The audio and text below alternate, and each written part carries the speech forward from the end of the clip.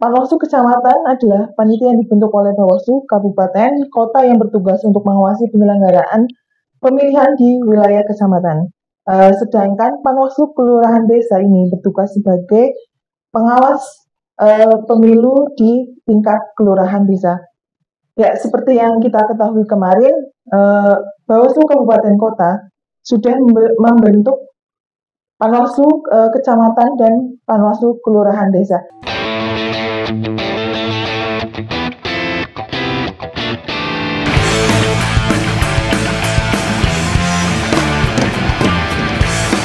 Ini mungkin mau menanyakan dulu Bu soal pembentukan Panwaslu Kelurahan Desa dan Panwaslu Kecamatan ini. Sebelumnya sudah terbentuk Ibu? Sudah Mbak Ulung. Kemarin itu kebetulan Panwaslu Kecamatan itu sudah dilantik di tanggal 24. Sebelumnya tak sapa dulu ya. Oh iya. Sahabat Bawaslu Kudus, ketemu lagi dengan saya Septiandra Trisnasari di ngobrol santai bareng Bawaslu Kudus. Kemarin saya yang menemani Pak Ketua Wahibul Minan, tapi sekarang saya ditemani sama Mbak Ulung. Gitu ya Mbak Ulung ya? Iya. Tadi bicara soal Panwaslu Kecamatan. Panwaslu Kecamatan sudah terbentuk di Kabupaten Kudus. Itu serentak sih seluruh Indonesia, seluruh Jawa Tengah. Itu kalau dari Kabupaten Kudus sendiri, Panwaslu Kecamatan dilantik di tanggal 24 Mei kemarin, Mbak Ulung. 24 Mei. Ya. Total anggota Panwaslu Kecamatan di Kabupaten Kudus itu ada 27 orang, karena di Kabupaten Kudus ini kan terdiri dari 9 kecamatan. Masing-masing kecamatan ada 3 anggota Panwaslu Kecamatan. Lalu kemarin juga setelah dari Panwascam, itu kita ada pembentukan Panwaslu Kelurahan Desa. Yang mana Panwaslu Kelurahan Desa ini harusnya dibentuk oleh Panwascamnya, akan tetapi pada waktu itu Panwascam belum terlantik. Tapi kita beririsan dengan bentuk PKD, jadinya separuh tahapan hingga itu pemberkasan itu ada di Bawaslu Kabupaten yang menangani penerimaan pendaftaran dari Panwaslu Kelurahan Desa. Lalu setelah masuk ke tahapan wawancara itu pas dari Panwaslu Kecamatannya itu sudah terbentuk, sudah terlantik, sehingga ada peralihan berkas yang kemudian ditangani langsung oleh Panwaslu Kecamatan. Karena kita tahu sendiri ranah dari pembentukan Panwaslu Kelurahan atau Desa itu kan yang lebih paham kan Panwaslu Kecamatan. Secara struktural mereka tahu kondisi dari desa itu seperti apa. Jadi pada waktu itu Panwaslu Kelurahan Desa kita melakukan pemberkasan di kabupaten, lalu kemudian dilanjutkan proses wawancara oleh Panwaslu Kecamatan hingga kemarin dilantik di tanggal 1 Juni 2024 kemarin. Serentak Kabupaten Kudus Mbak Ulung. Ceritanya seperti itu. Kalau total personil dari Panwaslu Kelurahan Desa itu ada 132 Panwaslu Kelurahan Desa. Berarti kalau Panwaslu Kelurahan Desa itu masing-masing desa ada satu orang. Iya, ya? Kalau di kecamatan itu per kecamatan ada tiga orang. Kemudian soal pembentukan Panwaslu Kelurahan Desa ini kan kemarin sempat pendaftaran ada di Bawaslu Kabupaten gitu. Iya. Berarti nanti berkas di Bawaslu Kabupaten itu kita serahkan ke kecamatan yang baru saja terbentuk gitu. Betul. Kemarin itu jadi prosesnya pendaftaran lewat Bawaslu, gitu kan?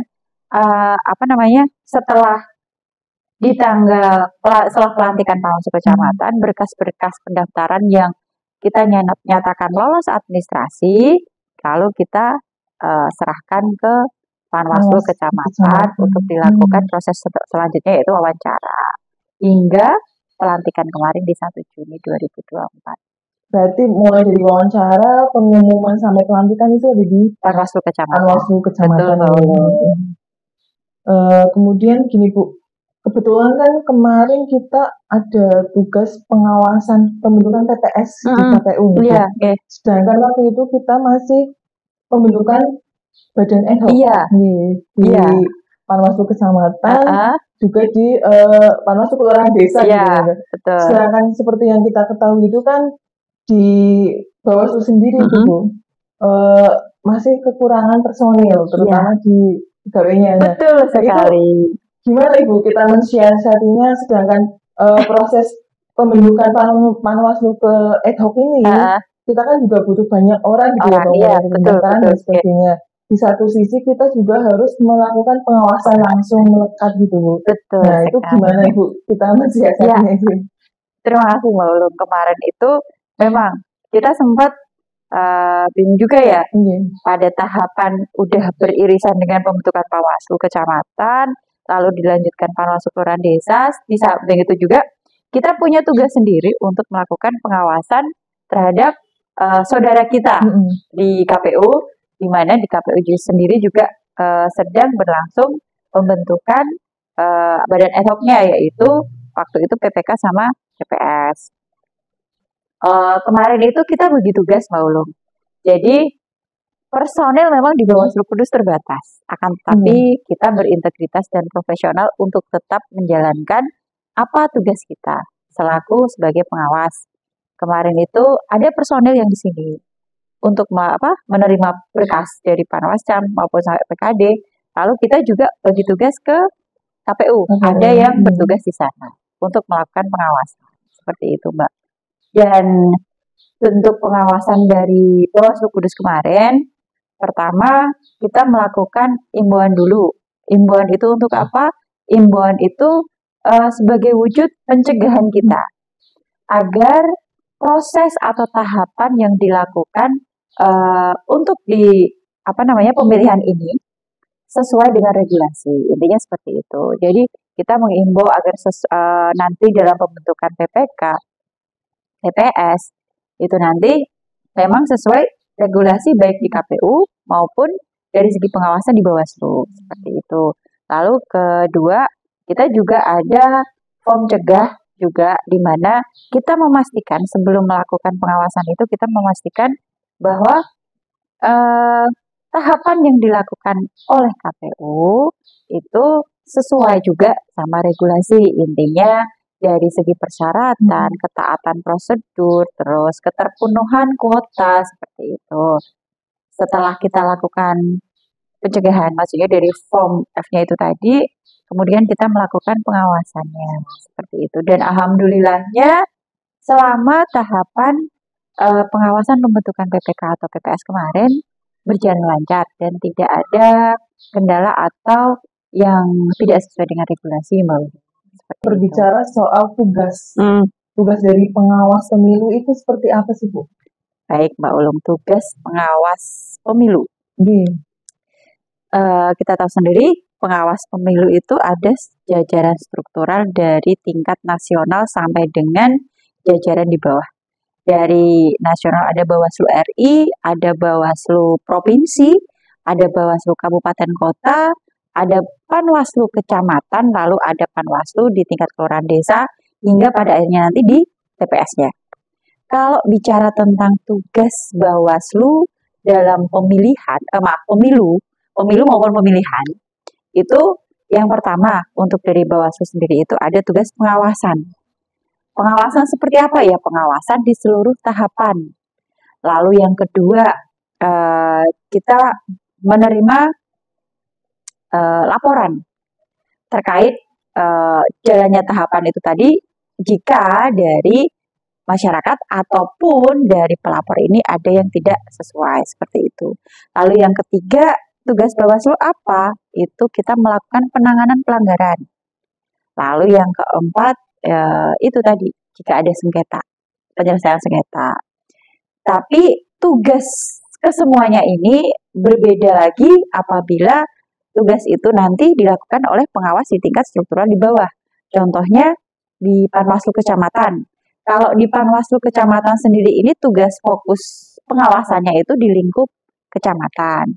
Kalau tadi yang saya sampaikan itu kan tugas secara umumnya di Bawaslu kabupaten ya, sebagai struktural di jajaran kabupaten. Kalau di kecamatan sendiri ini dia melakukan pengawasan juga, dia melakukan menerima laporan juga, dia melakukan penanganan pelanggaran juga. Akan tetapi di penanganan pelanggaran ini mereka khusus di penanganan pelanggaran administratif, Mbak.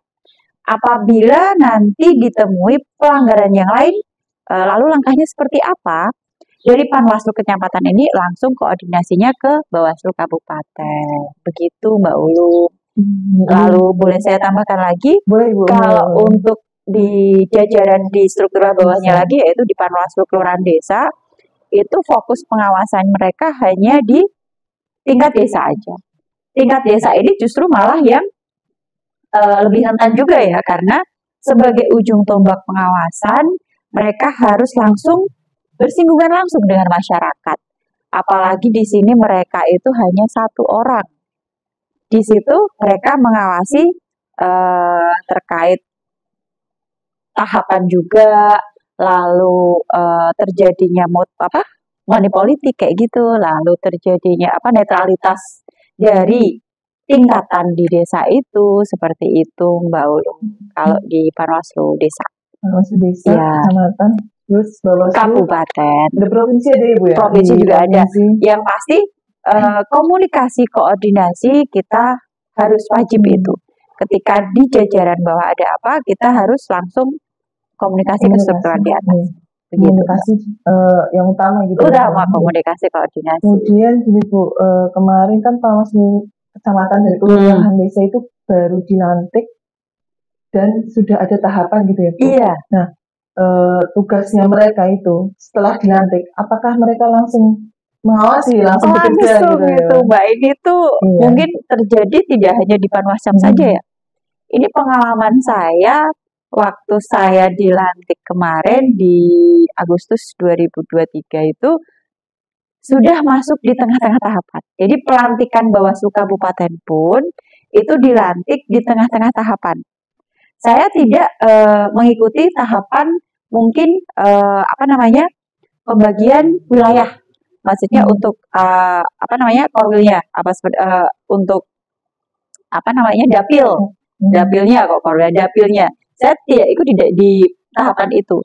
Tapi saya dan teman-teman masuk di tengah-tengah tahapan di mana di situ udah langsung muncul DCT. Lalu setelah itu pengawasan logistik. Jadi sebagai anggota pengawas intinya untuk melakukan pengawasan dari segi apapun kita harus siap. Begitupun dengan Panwaslu Kecamatan. Yang dimana kemarin mereka dilantik di tanggal 24 Mei itu, mereka harus langsung melakukan tugas pertama yaitu rekrutmen ad hoc, yaitu PKD, Panwaslu Kelurahan Desa. Dan lebih uniknya lagi, Panwaslu Kelurahan Desa ini juga baru dilantik 1 Juni kemarin, lalu kita harus juga udah langsung melakukan pengawasan ke ad hoc di saudara kita, yaitu di tahapan pembentukan Pantarlih. Kita tahu sendiri Pantarlih, mungkin dari masyarakat belum tahu Pantarlih itu apa. Di mana Pantarlih itu adalah petugas pemutahiran data pemilih, gitu Mbak. Tahapan yang pada saat ini yang harus diawasi, yang sudah berjalan, yaitu pembentukan Pantarlih. Untuk selanjutnya nanti dilakukan pencocokan data pemilih dan sekaligus pemutahiran data pemilih. Itu Pantarlih ya Bu. Iya, Pantarlih betul. Sedang berlangsung itu. Jadi gini Bu, Panwascam dan PKD ini kan baru terbentuk. Mungkin berbicara soal kalau pengalaman mereka sih mungkin ya masih banyak gitu ya Bu ya.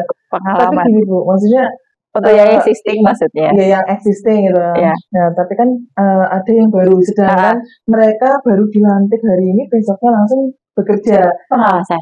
Nah, gini Bu, mungkin gimana itu Bu?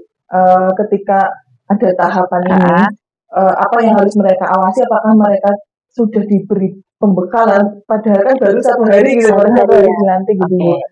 Jadi mungkin gimana Bu mensiasatinya gitu? Trik dari Bawaslu untuk proses perekrutan kemarin kita sudah dari segi SDM ya. Pertama, kita melakukan BIMTEK. Dari pelantikan itu kita ada pembekalan. Pembekalan terkait apa? Tugas wewenang mereka sebagai pengawas. Seperti apa sih? Kayak gitu. Lalu setelah itu, untuk penguatan dari BIMTEK yang Bawaslu berikan untuk teman-teman di jajaran Panwaslu Kecamatan maupun di jajaran Panwaslu Kelurahan Desa, di samping itu juga kita mengadakan penguatan kapasitas. Itu kita bisa melalui Zoom, Mbak Ulung. Jadi selain kita langsung luring untuk melakukan BIMTEK ke teman-teman di jajaran struktural, kita juga secara daring juga.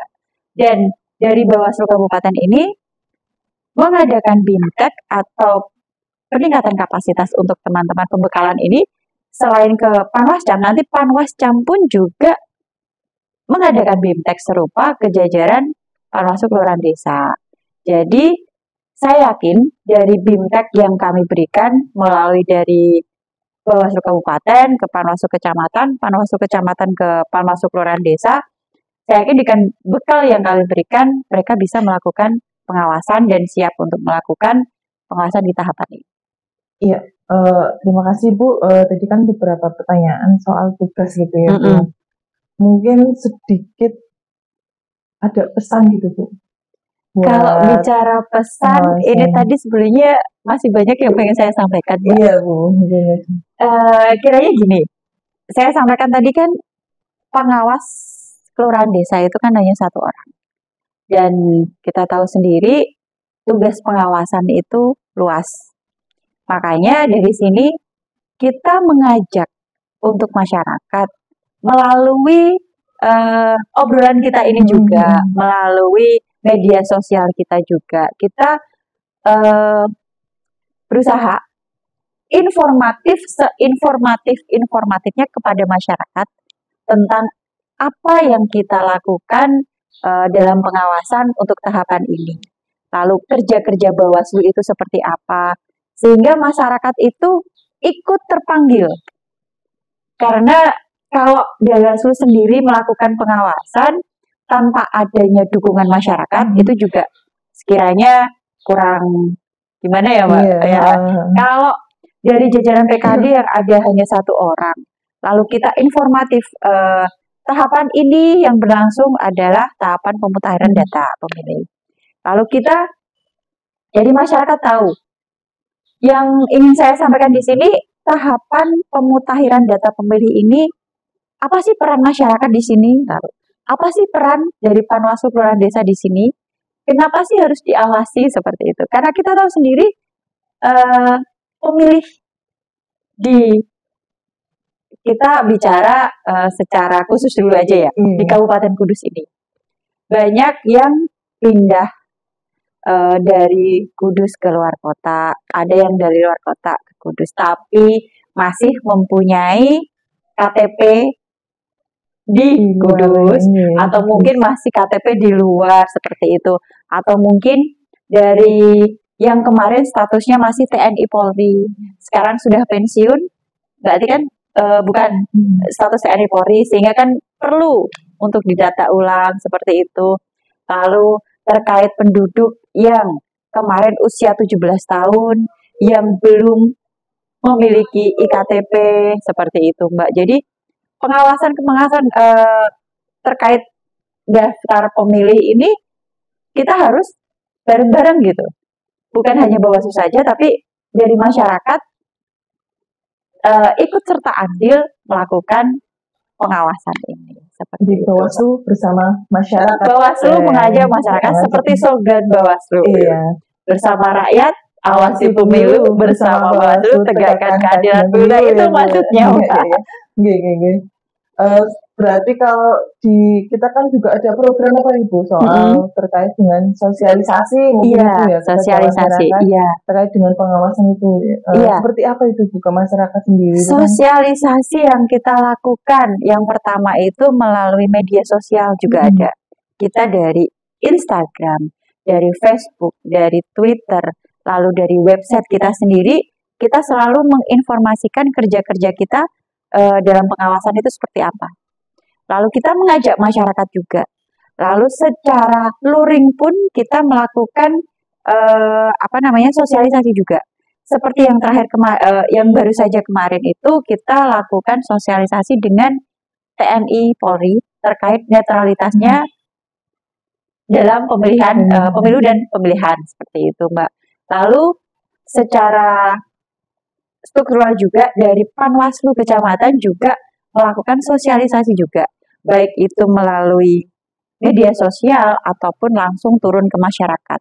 Jadi kita juga ada sosialisasi mungkin ke ibu-ibu PKK seperti itu, dari organisasi masyarakat yang ada di kecamatan sampai dengan ke desa seperti itu. Ya, baik Ibu, ini sepertinya sudah banyak ya informasi pokoknya terkait dengan tugas fungsinya dari pengawas pemilu sendiri ya Bu. Ada lain yang mau disampaikan Bu, closing statement? Closing statement, baik. Pemilu maupun pemilihan bukan hanya sekedar menuangkan atau melakukan coblos untuk memilih, tapi tahapan-tahapan dari pemilu maupun pemilihan itu kita juga harus mengawasi. Oleh karena itu, Bawaslu mengajak masyarakat juga untuk berpartisipasi aktif dalam